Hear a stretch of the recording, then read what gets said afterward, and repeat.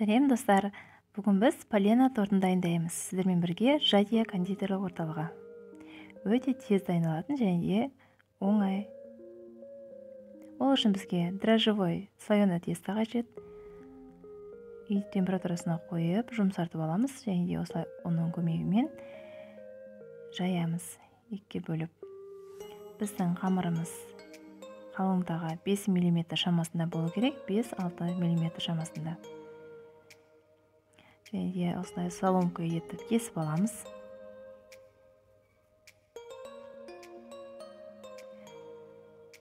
Кесіп алған соломкаларымызды протеинімізге пергамент қағазын төсеп, 180 градуста пісіріп аламыз сарғайтып.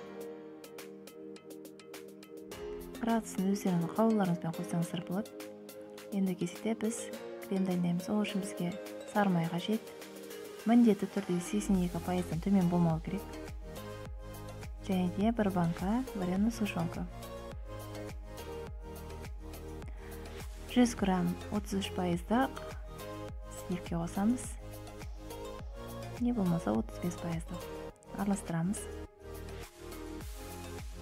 Сары майымызды қосамыз. Жақсылап араластырып, біздің кремімізді дайындаймыз. Дайын болған соломкамызды осылай пищевой пленканы төсейміз. Қабаттап, үстіне кремімізді бір слой жағып шығып, соломкаларымызды қойып шығамыз.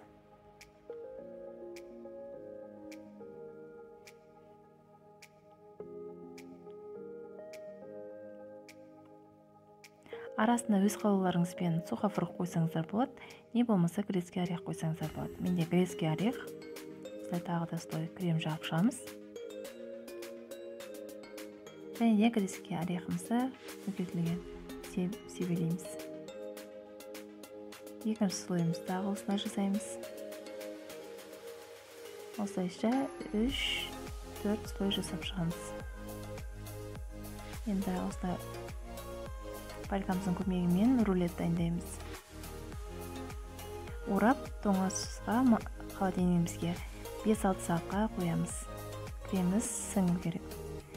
Қалған кремімізді сыртына жағып, қалған соломкаларымызды үгетіп, сыртына осылай әрлейміз. Және өз қалауларыңызбен сәндеп әрлесеңіздер болады. Көргендеріңізге рахмет. Сіздермен бірге болған Жадия кондитерлік орталығы. Ас болсаңыздар, ұнаса лайк басып, комментарий қалдырыңыздар.